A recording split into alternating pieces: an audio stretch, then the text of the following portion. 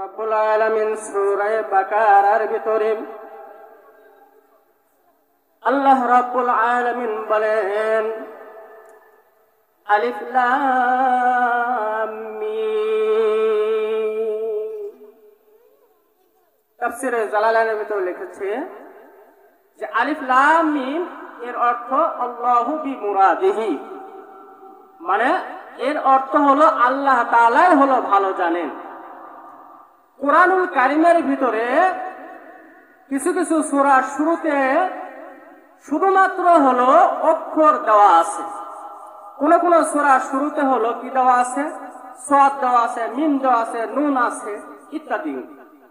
তো এই সমস্ত অর্থগুলো, হরফগুলোর অর্থ একমাত্র আল্লাহ তাআলাই হলো ভালো জানেন।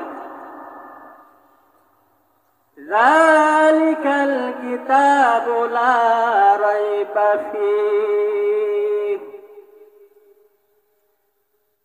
এই কুরআনুল কারীম এমন একটা গ্রন্থ কিতাব, যেই কিতাবের ভিতরে কোনো সন্দেহ নাই, সন্দেহ নাই। যালিকাল কিতাবু লা রাইবা ফীহ, ইহা এমন একটা গ্রন্থ কিতাব, লা রাইবা ফীহ, এই কিতাবের ভিতরে কোনো সন্দেহ নেই।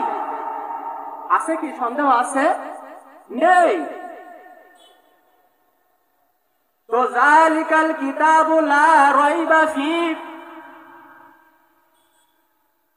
ইহা এমন একটা গ্রন্থ কিতাব, যেই কিতাবের ভিতরে কোনো সন্দেহ নাই, সন্দেহ নাই।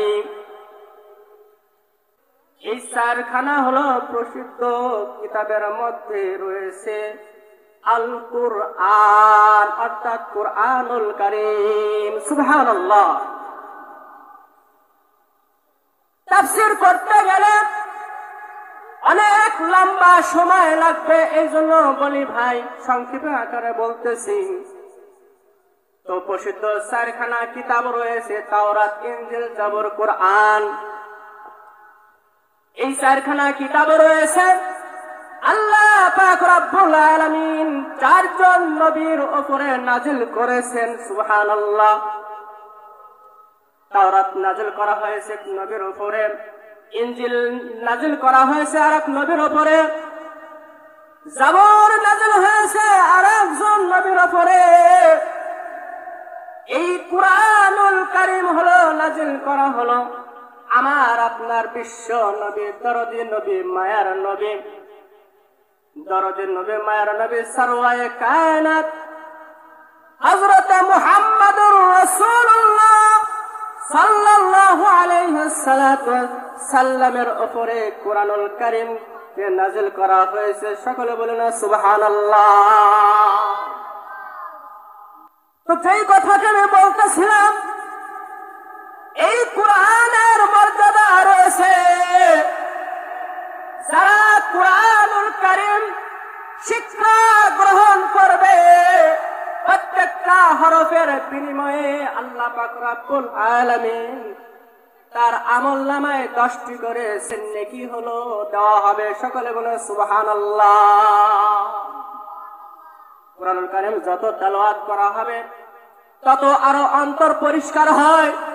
কুরআনুল কারীম যত তেলাওয়াত করা হবে আল্লাহ তাআলার সাথে মহব্বত বাড়ে। কুরআনুল কারীম যত তেলাওয়াত করা হয় আল্লাহর সাথে সম্পর্ক বৃদ্ধি হয়।